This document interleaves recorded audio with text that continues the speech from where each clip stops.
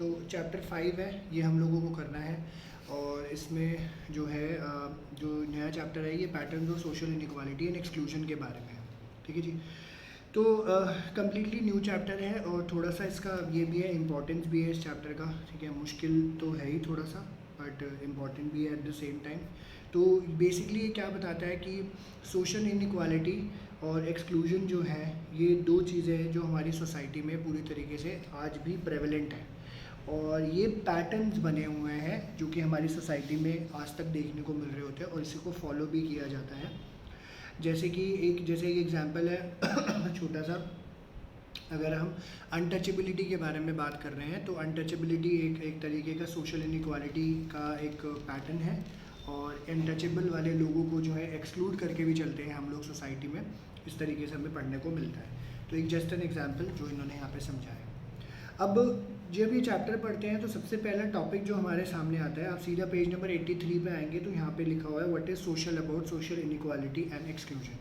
ठीक है, तो सोशल क्या है, सोशल इनइक्वालिटी और एक्सक्लूजन के बारे में वो इन्होंने यहाँ पे समझाया है। सबसे पहले ये 2 मार्कर का क्वेश्चन है, इसमें 3 पॉइंट्स आपको दिए हुए हैं, यही एज इट इज़ आपको लिखना होता है जब आपका एक जो है टॉपिक आएगा अगर। ठीक है, तो इसी तरीके से आपको यहाँ पे लिखना होगा।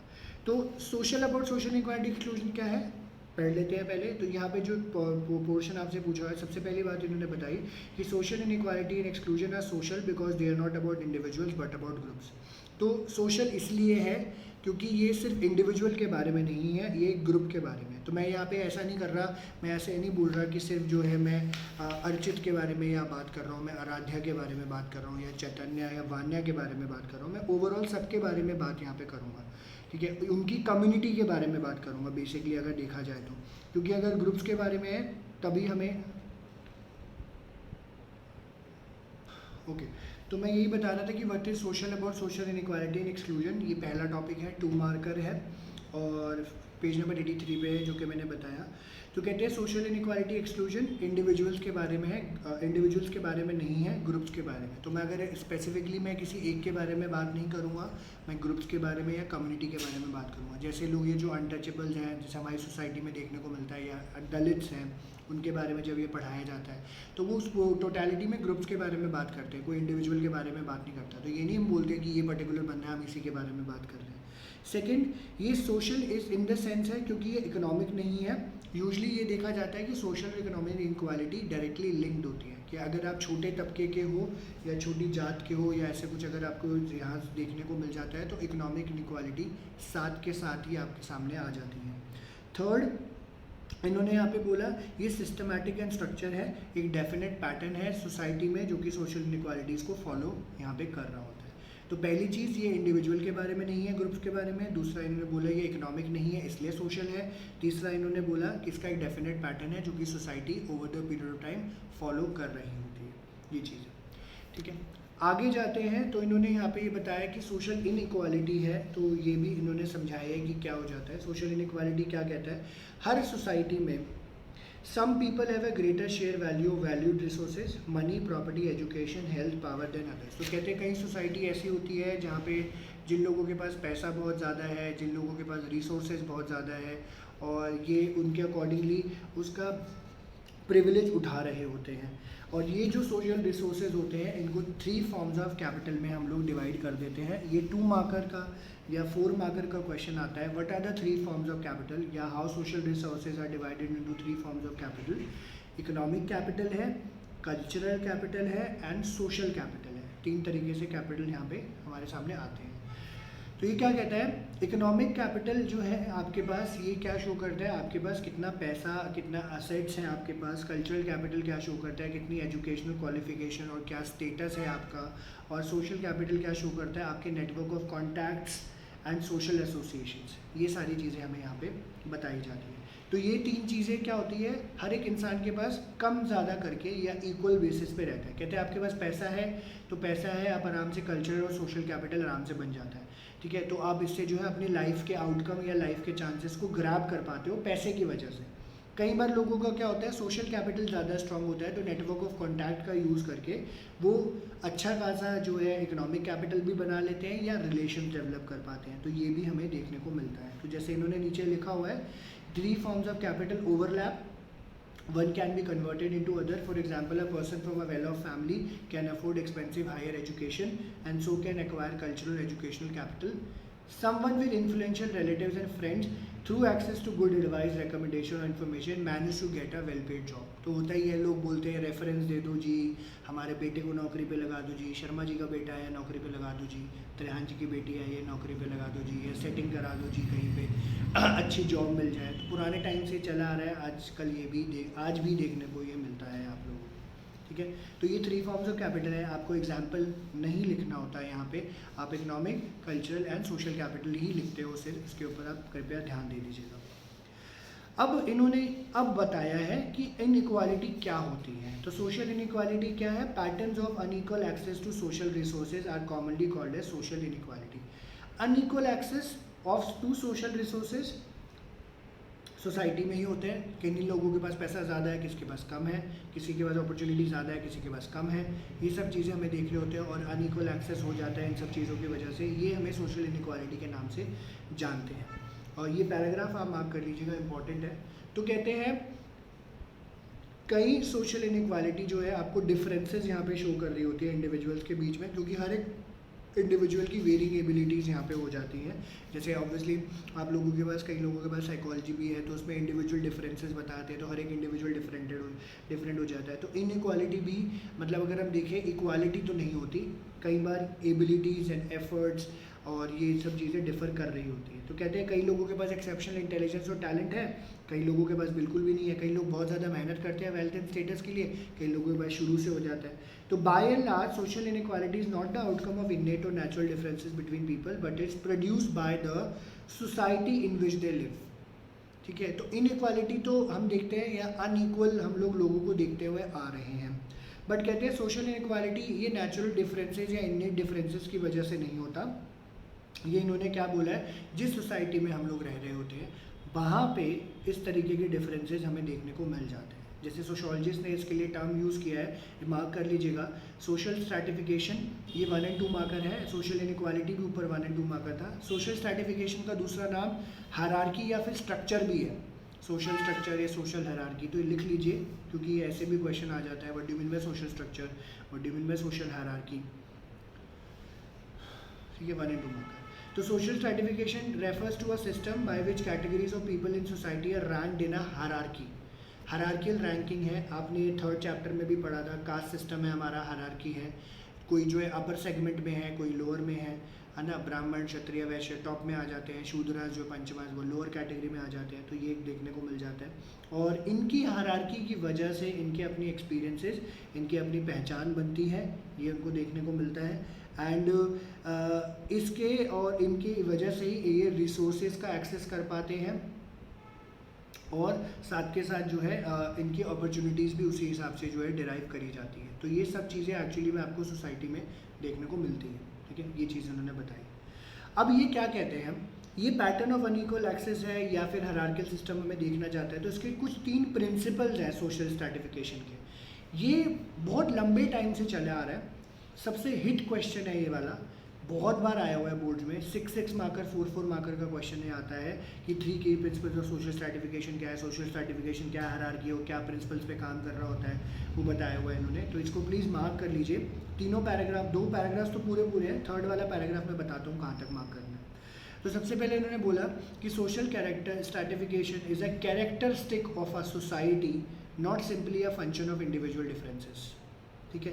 तो ये सोसाइटी का कैरेक्टरिस्टिक है, हायरार्की शुरू से चली आ रही है, इंडिया में आप देख रहे हो ब्राह्मण, क्षत्रिय, वैश्य, शूद्र, पंचमास, ये चला आ रहा है, और ये इंडिविजुअल डिफरेंस का नहीं है। शायद मैं ना चाहता हूँ, शायद गौरांगी ना चाहती हूँ, शायद आप में से बाकी लोग ना चाहते हो, बट सोसाइटी में ये चला आ रहा है, ये सब चीज़ें चल रही हैं कहीं ना कहीं। तो कहते हैं सोशल स्ट्रैटिफिकेशन एक वाइड सिस्टम है जो कि अनइक्वली डिस्ट्रीब्यूट करता है रिसोर्सेज को लोगों के बीच में according to their categories in the most technologically primitive societies. जैसे पुराने ज़माने में क्या होता था, ये ज़्यादातर सोसाइटीज़ होती थी हंटिंग एंड गैदरिंग सोसाइटी।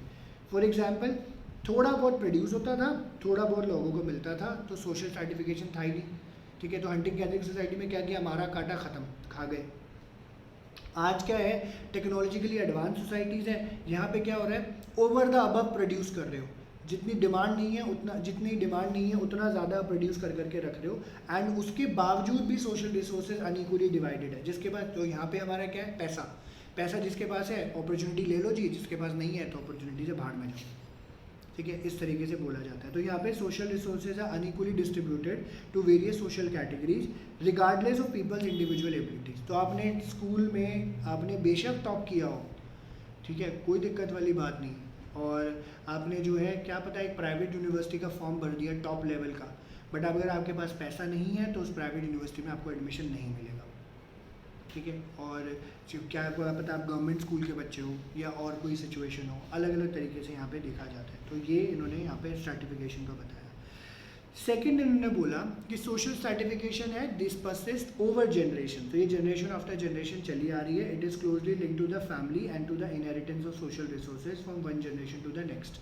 तो ये इस तरीके से किया हुआ है कि आप जिस कम्युनिटी का पार्ट हो, आप एस्क्राइब्ड आइडेंटिटी के बारे में मैंने बताया था, विच इज़ बाय बर्थ, जहाँ पे आप बर्थ लेते हैं उसको चेंज नहीं कर सकते। तो ये चला आ रहा होता है। जैसे अब जो ब्राह्मण थे वो ब्राह्मण जी सिखाए जाए, क्षत्रिय थे वो क्षत्रिय वाले काम कर रहे हैं, जो शूद्रस थे वो शूद्रस वाले काम कर रहे हैं।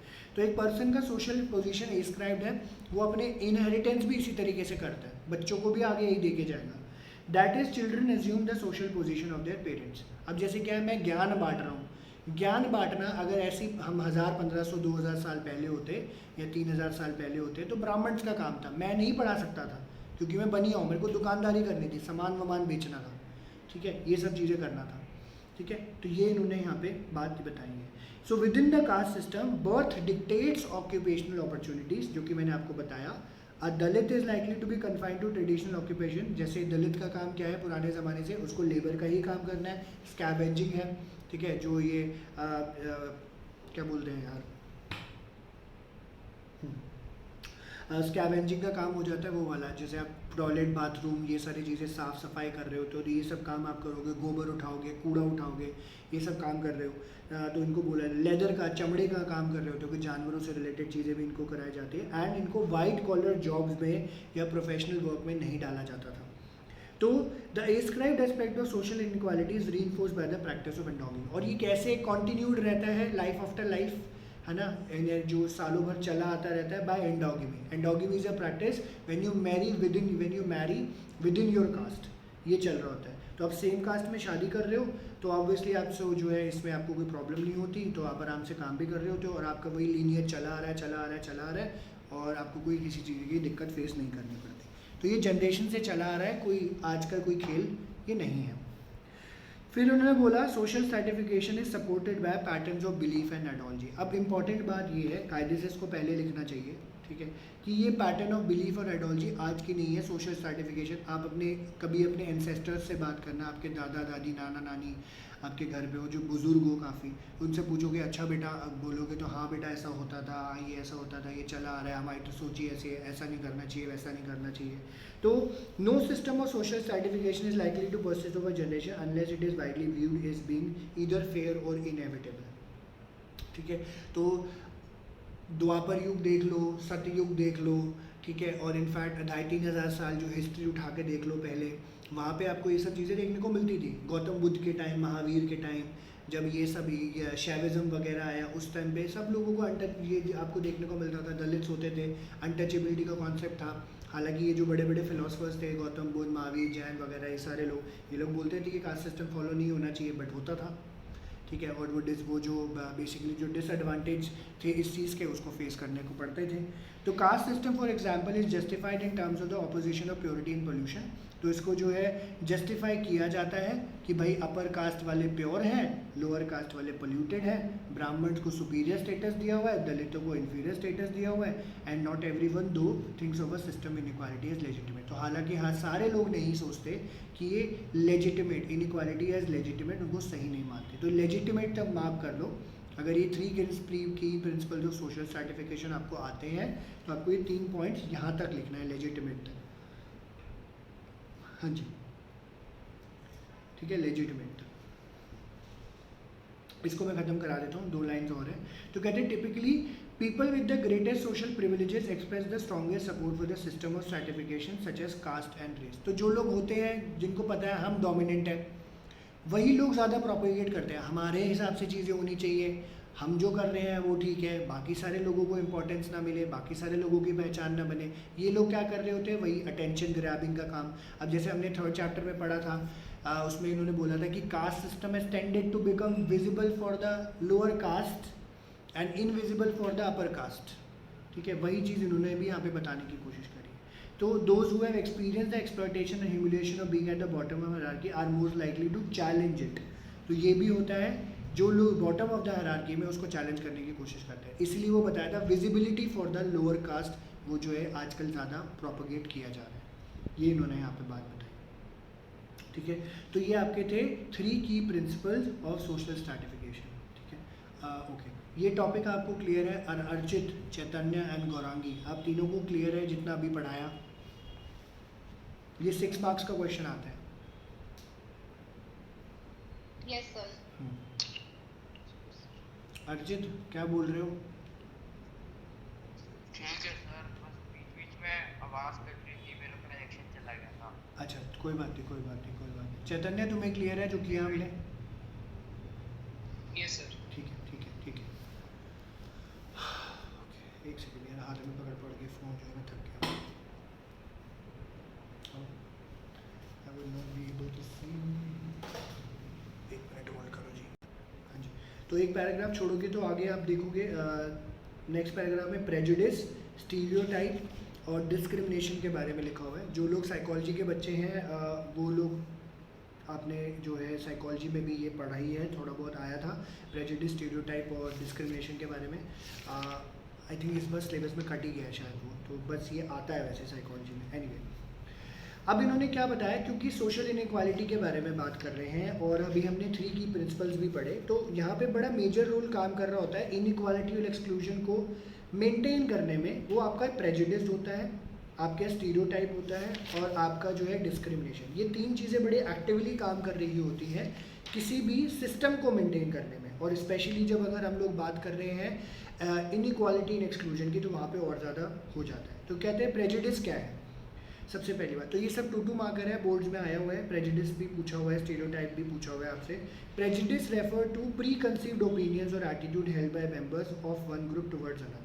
तो एक कम्युनिटी दूसरी कम्युनिटी के बारे में या एक ग्रुप दूसरे ग्रुप के बारे में सोच रहा है। Usually positive and negative prejudice होते हैं यहाँ पे, बट ज़्यादातर प्रेजुडिस नेगेटिव सेंस में ही यूज़ किया जाता है। एक कम्युनिटी जो कि सुपीरियर है वो सोचती है दूसरी वाली कम्युनिटी को ये तो इन्फीरियर है, ठीक है, इनके जैसे तो चलना भी नहीं चाहिए, इनके जैसे तो रहना भी नहीं चाहिए और इनको शायद सोसाइटी में भी रहना नहीं चाहिए। ठीक है, जैसे हिंदू मुस्लिम का हमारे यहाँ हिंदुस्तान में देखने को मिलता है, या कास्ट सिस्टम की हम लोग यहाँ पे बात कर रहे हैं। तो ये ऑलरेडी फॉर्म्ड ओपिनियंस पहले से चले आ रहे हैं। इस वर्ड का लिटरली मतलब क्या होता है, prejudgement, that is an opinion formed in advance of any familiarity with the subject before considering any available evidence.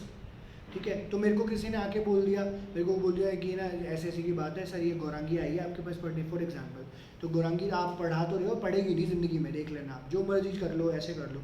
अब मेरे दिमाग में तो वो बात घुस गई, बट मैंने उसका कहीं एविडेंस कलेक्ट करने की कोशिश नहीं करी। तो मेरा हमेशा से एटीट्यूड जो कि नेगेटिव बना रहेगा एक पर्टिकुलर बंदे की तरफ कि इसने तो पढ़ना नहीं है, छोड़ो इसके ऊपर क्या मेहनत करनी। और ऐसा आपको लाइफ में बहुत सारे एग्जाम्पल्स मिलेंगे, मैं तो जस्ट एक एग्जाम्पल दी है। ठीक है, प्लीज़ डोंट माइंड गौरांगी, हाँ मैंने सिर्फ एग्जाम्पल दिया है इधर। Okay, so prejudice person preconceive views are often based on hearsay rather than on direct evidence. तो आप सुन के काम करते हो, र्यूमर्स के ऊपर काम करते हो, डायरेक्ट एविडेंस पे कोई भरोसा नहीं करते। And are resistant to change, अगर कोई इन्फॉर्मेशन आ भी जाती है तो अपने आप को बदलने की भी कोशिश नहीं करोगे। प्रेजुडिस पॉजिटिव या नेगेटिव हो सकता है, although the word is generally use for negative prejudgement, it can also apply to favourable prejudgement. For example, a person may be prejudice in favour of member of his her or own caste group without any evidence, believe them to be superior to the member of other caste or groups, जो कि मैंने आपको पहले बता ही दिया। ठीक है, तो ऐसा आपको देखने को यहाँ पे मिल जाता है। तो ये इन्होंने बात बताई है।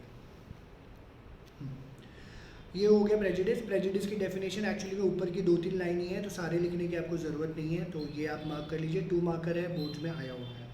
नेक्स्ट बात आती है, अब आपका अगर प्रेजुडिस एटीट्यूड बना हुआ है तो वो ऐसे नहीं बनता है, आपकी स्टीरियोटाइप्स। ठीक है, तो एक वो होता है ना, कई लोग बोलते हैं कि ऑर्थोडॉक्स भी बोला जाता है, तो वो स्टीरियोटाइप एक तरीके से पैटर्न की तरह काम कर रहा है, रूढ़िवादी सोच इसको हिंदी में बोला जाता है। तो ये prejudice are often grounded in stereotype, fixed and inflexible characterisation of group of people. तो स्टीरियोटाइप अगर आपकी सोच अगर हो जाती है एक ग्रुप की या एक इंसान की दूसरे ग्रुप की तरफ, दूसरे ग्रुप की दूसरे ग्रुप की तरफ, तो इसको आप चेंज नहीं कर सकते। आप उस कैटेगरी में उन लोगों को डाल दोगे एंड उस तरीके से ही चीज़ें आप जो है चलती जाएंगी चलती जाएंगी चलती जाएंगी। And stereotypes are often applied to ethnic and racial groups and to women. तो ज़्यादातर इस तरीके से किया जाता है जो भी एथनिक ग्रुप्स हैं, विमेन हैं, इन लोगों की तरह जो है स्टीरियोटाइप सोच हमारी बनी रहती है। So in a country such as India which was colonise for a long time, many of the stereotypes are partly colonial creation. Some communities were characterise as martial races, some other is effeminate or cowardly, yet another is trustworthy. तो वो ठप्पा लग जाता है, ये तो trustworthy नहीं है, ये तो चोर उचक्के हैं, ये तो गुंडागर्दी करते हैं, यही सब चीज़ें जो हैं चलती रहती हैं। And in both an English and Indian fictional writings, we often encounter an entire group of people classified as lazy or cunning. It may be indeed true that some individuals are sometimes lazy or cunning, brave or cowardly, but ये general statement हो जाता है, हर बार सच नहीं होता ये कि सारे लोग जो है आलसी है, कावर्ड हैं, इन तरीके की चीज़ें हमें देखने को मिल जाती हैं। तो स्टीरियोटाइप्स क्या है? दे fix whole groups into single homogeneous category. They refuse to recognize the variation across individuals and across context or across time.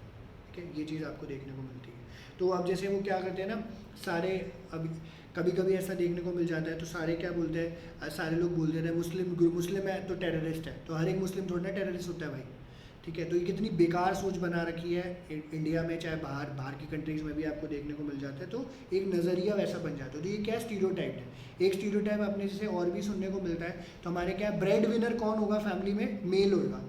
औरतें तो काम ही नहीं कर सकती, उनके लिए स्टीरियोटाइप क्या बना है? आप घर संभालो जी, ठीक है, आप घर पे रहो, बच्चे संभालो, पढ़ाई लिखाई कराओ उनको, खाना वाना बनाओ, झाड़ू पोछा करो, ये स्टीरियोटाइप है, ये भी स्टीरियोटाइप है। ठीक है, ये सब चीज़ें हमारी सोसाइटी में हमें देखने को मिलता है। And they treat the entire community as though it was a single person with a single all encompassing trait or characteristic. तो कई बार इस चीज़ को ख़त्म करने की कोशिश भी करी गई है, बट इनफैक्ट ये होता नहीं है। ठीक है जी, ये इन्होंने यहाँ पे बताया। और अब जब प्रेजुडिस और इन्होंने बोला कि स्टीरियोटाइप की बात आती है, तो डिस्क्रिमिनेशन भी पीछे नहीं रह जाता है। डिस्क्रिमिनेशन आप क्या करते हैं? एक्चुअल डिस्क्रिमिनेशन है। तो like I am favouring Archit, I am not favouring Chaitanya, I am favouring Aaradhya, I am not जो है फेवरिंग वान्या। तो ये डिस्क्रिमिनेशन साफ साफ दिखेगा, तो लोगों को लगेगा सर तो इसको फेवर कर रहे हैं, मुझे तो नहीं कर रहे। हाँ, इसको पहले से जानते हैं तो इसलिए फेवर कर रहे हैं, हमें तो पहले से नहीं जानते तो शायद फेवर नहीं कर रहे हैं। तो ये डिस्क्रिमिनेशन भी आपको प्रैक्टिकली दिखता है, बट इसको प्रूफ करना बड़ा टफ हो जाता है। अब अर्चित मुझे आके बोल सकते हैं सर आप उसको तो फेवर कर रहे हो, मैंने बोला प्रूफ बताओ कहाँ से फेवर कर रहा हूँ, मैं भी तो तुम्हारे पे उतना ध्यान दे रहा हूँ, मैं तुम्हें थोड़ा ना मना कर रहा हूँ। तो इसको प्रूफ करना थोड़ा सा मुश्किल हो जाता है, इसलिए इन्होंने इसको मेंशन किया है। कहते हैं प्रेजुडिस हमारे एटीट्यूड को डिस्क्राइब करता है या फिर ओपिनियन को डिस्क्राइब करता है। डिस्क्रिमिनेशन एक्चुअल बिहेवियर होता है टुवर्ड्स अनदर ग्रुप और इंडिविजुअल। ठीक है, मैं इल ट्रीट कर रहा हूँ या आपकी बातों को नहीं ध्यान दे रहा हूँ या आपकी प्रॉब्लम्स को नहीं सॉल्व कर रहा हूँ, तो मैं क्या कर रहा हूँ? डिस्क्रिमिनेट कर रहा हूँ। Discrimination can be seen in practices that disqualify members of group from one opportunities to others, or when a person is refused a job because of their gender or religion. तो ऐसे बहुत instances हुए हैं। मुंबई में 2-3 साल पहले भी हुआ था कि वो एक बंदा इंटरव्यू देने गया, तो उसने बोला नाम वाम बताया, सब चीज़ें बढ़िया थी, मना कर दिया बोल के मुंह पे कि आप मुस्लिम हो तो हम आपको नहीं रख सकते। फिर एक सोसाइटी थी मुंबई में भी, गुजरात में भी हुआ, नहीं रखना, एक अकेला था वो कि हम नहीं रखते बैचलर्स को, आप उसको भी उसको मुंह पे बोल दिया कि आप मुस्लिम हो हम आपको नहीं रखेंगे। ठीक है, तो ये क्या है? डिस्क्रिमिनेशन है। ठीक है, ऐसा दलितों के साथ भी होता था, जैसे इन्होंने बताया हुआ है कि वो उनकी अपनी जगह एक जो कुआं होता था वहाँ से उनको पानी नहीं निकालने दिया जाता था, उनके मंदिरों को अलग कर दिया जाता था। तो डिस्क्रिमिनेशन हार्ड टू प्रूव है। It may be not be open और एक्सप्लिसिटली स्टेटेड। डिस्क्रिमिनेटिव बिहेवियर और practice may be presented as motivated by other more justifiable reason rather than prejudice. For example, the person who is refused a job because of their caste may be told that they were less qualified than others and that the selection was done purely on merit. जैसे मैंने आपको एक example दिया। ठीक है, तो ये आपको यहाँ पे देखने को मिल जाता है। तो these were prejudice, your preconceived opinions and attitudes, stereotype, fixed and inflexible characterization of group. ये मैंने पूरा पढ़ा है, पर आपको 2-2 मार्कर के हिसाब से शुरू की लाइनों में ही है ये। And discrimination which can be actual real behaviour, जो आप लोगों के साथ करते हो, ठीक है, और उनको अपॉर्चुनिटीज़ का एक्सेस नहीं करने देते। ठीक है, ये चीज़ बोली गई। ओके, तो एक टॉपिक छोटा सा और करेंगे। ठीक है, आज थोड़ा सा लेट भी हो गए थे हम लोग। अब जो है क्वेश्चन और यहाँ से कवर होता है, जो अगला टॉपिक है वो है सोशल एक्सक्लूजन। सोशल एक्सक्लूजन की डेफिनेशन यहाँ पे दी हुई है 1 and 2 मार्कर, और इनफैक्ट आप इसको ग्लॉसरी से भी कर सकते हो, लिख लीजिए पेज नंबर 158 पे ग्लॉसरी में दिया हुआ है ये, वहाँ से भी आप इसको कर सकते हो। ठीक है, सोशल एक्सक्लूजन क्या है? अब देखो इनइक्वालिटी हमने पढ़ी अभी, जस्ट अभी हमने पढ़ के आए हैं पीछे से, unequal access to social resources. ठीक है, unequal access to your social resources, इसको हम लोग सोशल इनइक्वालिटी बोलते हैं। सोशल एक्सक्लूजन क्या है? जहाँ पे कुछ इंडिविजुअल्स या ग्रुप्स को आप कंप्लीटली कट ऑफ कर देते हो with Fuller environment in wider society, हम लोग करेंगे। और कास्ट में तो ये ज़्यादा देखने को मिलता है, मैंने जैसे आपको एग्जाम्पल दे ही दिया इस चीज़ का। तो कहते हैं it focuses on broad range of factors that prevent individual groups from having opportunities open to the majority of the population. In order to live a full and active life, individual must not able to feed, clothe and house themselves, but should also have access to essential goods and services such as education, health, transportation, insurance, social security, banking, even access to the police or judiciary. Social exclusion is not accidental but systematic. It is the result of structural features of society. तो जैसे I also know school से, जैसे हमारे school में तो कम ही होता था उस टाइम पे, इतना ज़्यादा नहीं होता था। आजकल जैसे है कई जो है इंटेलेक्चुअल सेक्शंस बना देते हैं, तो बाकी लोगों को बोलते हैं कि भैया आपसे तो नहीं हो पाएगा, इंटेलेक्ट सेक्शन के लिए आपको 10 और 10 लाना पड़ेगा CGPA, तो जाके हम उसमें डाल देंगे। उनको डिस्क्रिमिनेट भी किया जाता है, इस तरीके से देखने को मिल जाता है। ठीक है, तो ये सारी चीज़ें होती हैं यहाँ पे। तो अब इन्होंने साथ के साथ यही बोला कि कुछ मेंबर्स या कुछ इंडिविजुअल्स को हम एक्सेस नहीं करने देते। And it is important to note social exclusion is involuntary, that is exclusion is practice regardless of the wishes of those who are excluded. तो ये लाइन मार्क करना, 4 मार्क्स का क्वेश्चन आता है। सोशल एक्सक्लूजन की डेफिनेशन आप लिखते हो, फिर ये 2 पैराग्राफ्स आपको लिखने होते हैं अगले वाले, कि सोशल एक्सक्लूजन इनवॉलंटरी है, it is practised regardless of the wishes of those who are excluded. तो फॉर एग्जाम्पल, अगर मैं एक अछूत आदमी हूँ, अनटचेबल हूँ, मैं तो नहीं कह रहा, मैं तो चलो मुझे पता है मैं अनटचेबल हूँ, पर मैं तो नहीं कह रहा सोसाइटी में जाके यार मुझे आप एक्सक्लूड कर दो, ये कर दो। लोग ऐसा कर रहे हैं, मैं तो नहीं चाहता हूँ पर लोग ऐसा कर रहे हैं, तो मेरे ख्वाहिश के बिना होता है, मेरी मर्जी के बिना होता है, विच इज़ नॉट राइट।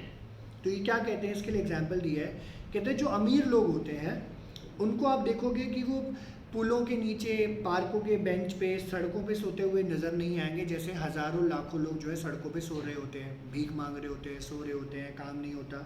इसका मतलब ये नहीं है कि उन अमीर लोगों के पास एक्सेस नहीं है उन पेवमेंट्स का, पार्क्स का, बेंचेस का, बिकॉज वो इसलिए नहीं करते क्योंकि वो प्रिविलेज्ड हैं, उनके पास क्या है, पैसा, वो अच्छे अच्छे आलीशान बंगलों में रहेंगे, घरों में रहेंगे, फ्लैटों में रहेंगे, होटल्स में रहेंगे।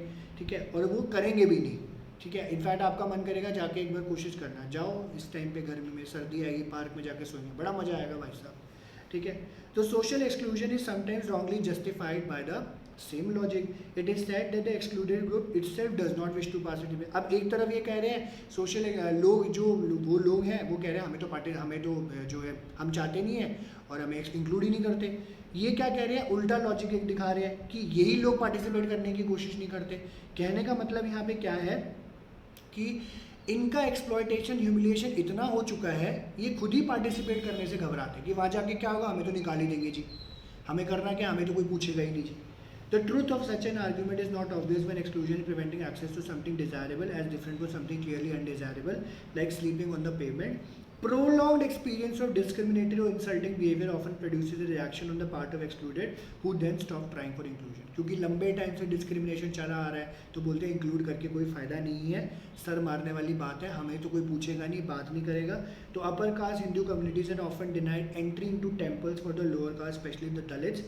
एंड इसके बाद ये लोग क्या करते हैं, उन्होंने अपने मंदिर बना लिए या फिर रिलीजन कन्वर्ट कर लिया बुद्धिज़्म में, क्रिश्चियनिटी और इस्लाम में। एंड इसके बाद इनका कोई विश नहीं होता कि हमें इंक्लूड करना है हिंदू रिलीजियस इवेंट या उसमें, हमें ज़रूरत ही नहीं है। इसका मतलब ये नहीं है कि that social exclusion is not being practice, the point is that exclusion occurs regardless of the wishes of the excluded. ठीक है, उनकी मर्जी के बिना ये चीज़ वहाँ पे हो रही होती है। तो यहाँ तक मार्क कर लीजिए, इसका आंसर यहाँ तक होता है। तो जब भी ये क्वेश्चन आता है कि सोशल एक्सक्लूजन इनवॉलंटरी और इसको एक्सप्लेन करिए, तो ये 2 पैराग्राफ्स एक्सक्लूडेड तक लिखते हो और सोशल एक्सक्लूजन की डेफिनेशन आपको यहाँ पे लिखनी होगी। क्वेश्चंस में ऑब्वियसली इसके आपको दूंगा, ये उन्होंने बताया, और बाकी आगे कुछ नहीं करना है। तो ये आपका टॉपिक था। ठीक है, ये गौरांगी, चैतन्य और अर्चित, आपको ये समझ आया या नहीं आया?